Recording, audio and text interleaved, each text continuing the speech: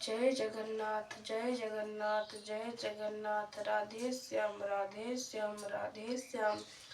गुरु ब्रह्मा गुरु विष्णु गुरुदेव महेश्वर गुरु साक्षात् परम ब्रह्म तस्मै श्री गुरवे नमः।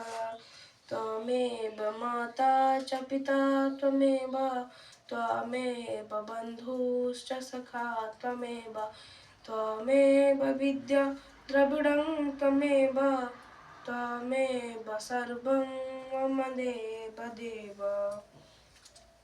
काली आमे गीतार द्वितीय अध्यायर 19तम श्लोक को पाठ करथिले।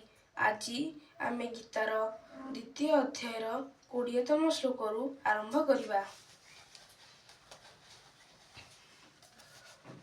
ओम श्री परमात्मने नमः। श्रीमद् भगवद गीता। ओम नारायणं नमस्कृत्यं नरं चैव नरोत्तमं देवी सरस्वती व्यासं ततो जयमुदीरयेत्।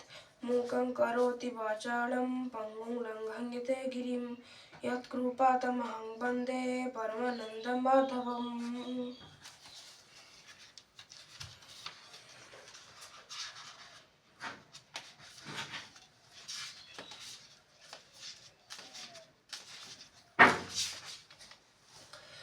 न जायते म्रियते वा कदाचिनः नायं भूत्वा भविता वा न भूयः अजो नित्यं शाश्वतोऽयं पुराणो न हन्यते हन्यमाने शरीरे। अर्थ यही आत्मा कौनसी काଳରେ भी जन्म हुए नहीं कि मरे नहीं तथा यह उत्पन्न हेबा परे जे हुए सेपरि नुहे, कारण यह हेउछि अजन्मा नित्य सनातन एवं पुरातन। शरीर को बद्ध करदेले मध्य यह निहत हुए नहीं। वेद विनाशिनं नित्यं जएनामजमव्ययं कथं स पुरुषं पार्थं कं घातयति हन्तिकम्। अर्थ हे पृथापुत्र अर्जुन, जेउ पुरुष यही आत्मा को नाशरहित नित्य अजन्मा और अव्यय बोली जानती सेही पुरुष किपरि बद्ध करिवे बा बद्ध कराइबे।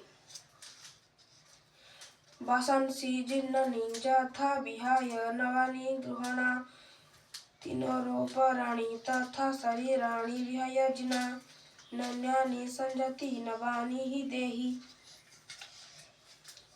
अर्थ मनुष्य जेपरि पुरुणा वस्त्रमान त्याग करी अन्य नूतन वस्त्र ग्रहण करे, जीवात्मा सेहीपरि पुरातन शरीरमान त्याग करी अन्य नूतन शरीरमान प्राप्त होइଥାଏ।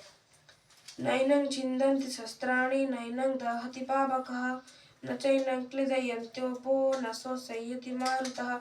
अर्थ यही आत्मा को कौनसी शस्त्र भी काटी पारे नहीं, अग्नि एहाको जलाई पारे नहीं, जल एहाको भिजाई पारे नहीं एवं वायु एहाको सुखाई पारे नहीं। आजि पाई एतिकी। आजि आमे गीतार द्वितीय अध्यायर 23तम श्लोक पर्यंत पाठ कले।